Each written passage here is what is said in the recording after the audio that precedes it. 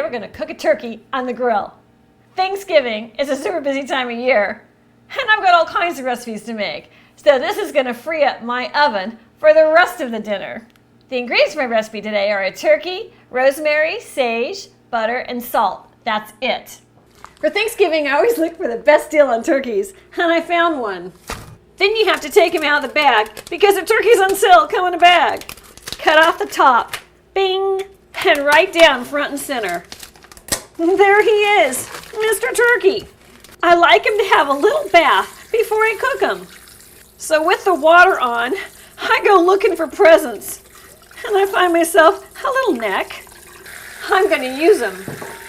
I don't feel anything else in the body cavity, so give him the flip, and there we go. We're an instant winner. Tough time's done. And give him a shake. He's got to dry off. Let's find out what we got. There's a liver. Now that's for Kitty.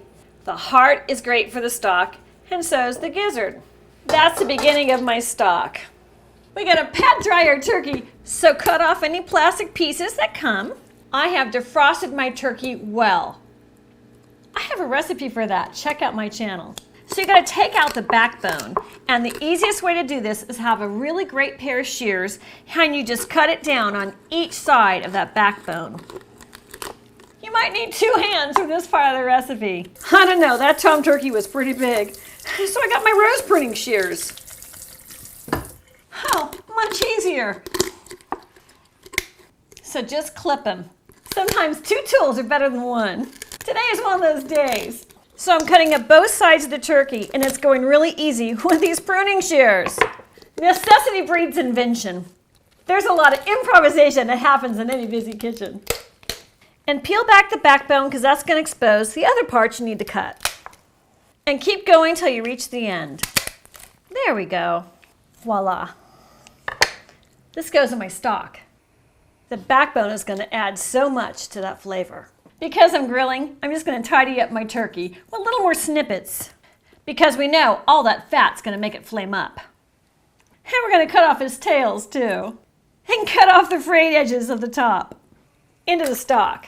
So now you flip Mr. Tom back, and we want to spread him out and flatten him because we want him to get as many surfaces down to the grill as possible.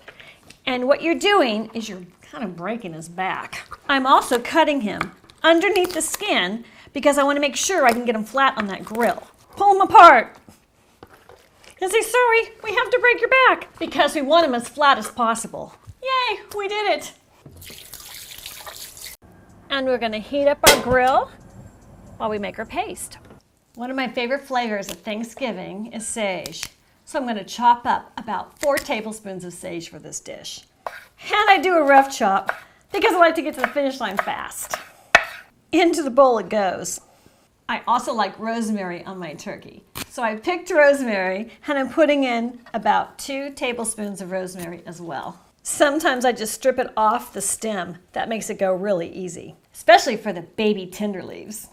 But you can use dry if you want to. That's fine with me. And to that, I'm adding 1 cup of softened butter because I'm going to make a paste, and 1 tablespoon salt. And mix it up. Whenever I work with a large piece of meat like a turkey, I've got issues with handling that bird. Turkeys are very big and unwieldy, as we saw with the cutting of that turkey. As much fun as we've had spatchcocking Mr. Turkey, we're now going to play with him some more. We're adding a lot of salt because salt really flavors the inside of that meat. So this is about 1 teaspoon I'm sprinkling all over him. And give him a flip. And another teaspoon for the inside. Since we're grilling him, some of the salt's going to fall off on the grill. And on goes our paste. I'm going to focus on the parts of the bird that have the skin because they need to be sealed up to retain as much moisture as possible in our bird. Now with my hands, I rub it in. It's just what you got to do. Sometimes you get messy in the kitchen. And don't forget to put butter on the little portions of meat that somebody's going to want later when it's juicy and cooked. And another flip. More butter. And time for the turkey massage. And then I use my finger to make a little pocket in this breast. Like that, you open a hole. And then you put more butter. Everything's better with butter, especially the turkey. So he's got a pocket of butter right there. And do it on the next side too. See, it's really easy to make the pocket. And stick the butter in. It's gonna find its way all over him. That's the secret for a super moist bird. And for appearance purposes, I'm dressing him up with some more rosemary and sage. Oh yeah, that's so pretty. Okay, transfer. To the grill we go. Make sure you turn your grill down to low for this recipe. And you have to put your turkey on that grill. There. And put him around where he needs to be so that he's getting as much of an even setting on the grill. I want to make sure his wing is not touching the sides because I want a pretty color on my turkey. And close the lid to form your oven. Where there's smoke, there can be fire, so I gotta check. That's what he looks like underneath. That looks pretty good. On this side. Okay, it's not burnt, but it could be trouble. So I need to rearrange him. Artisan Griller sponsored this video because they make these gloves. They're 14-inch special lace-lined gloves. They protect my hands. They are loose so my hands are cool while I'm really close to this fire. I can't even believe it. I don't even feel any warmth or heat. I do a lot of pulled pork and big recipes on my grill, and I need the protection.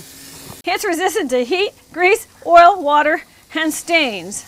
I'm thinking at this point in the recipe, he needs a flip. He's been on there for about 15 minutes. I don't want any one side to be too done. And down goes the top for more oven action. There are those gloves for further reference.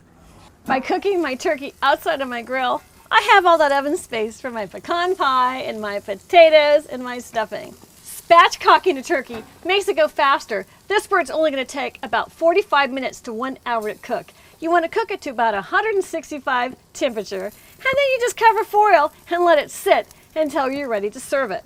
Oh, this piece fell off because it's starting to get done. That's okay by me, because now I can put it where I want it. These gloves are the best for that. I can freely move around and place that turkey where it needs to be so it can avoid the hot spots like that spot. When I want to baste a turkey, the silicone is so flexible, it's really easy to hold and move my fingers to do what I want with them. I love that. I can get right in there on that heat. I don't feel any of those flames. It's going to need another half an hour on low. Time to check it. I see smoke. All right, Mr. Tom. What's happening there? Oh, he's looking pretty good there. See, I can just pick this thing up and take a look at it.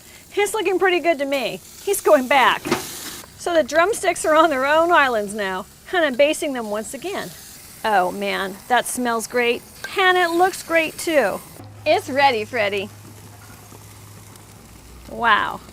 So click the link below and get your pick gloves from Artisan Griller so you can handle your food right off the grill. Beautiful. It's ready to serve. Time to clean the grill and get that sage because that's nice on it too. So I'm Rebecca Brand, subscribe to my channel, and let's keep making great things on the grill. Like spatchcock turkey. Happy Thanksgiving.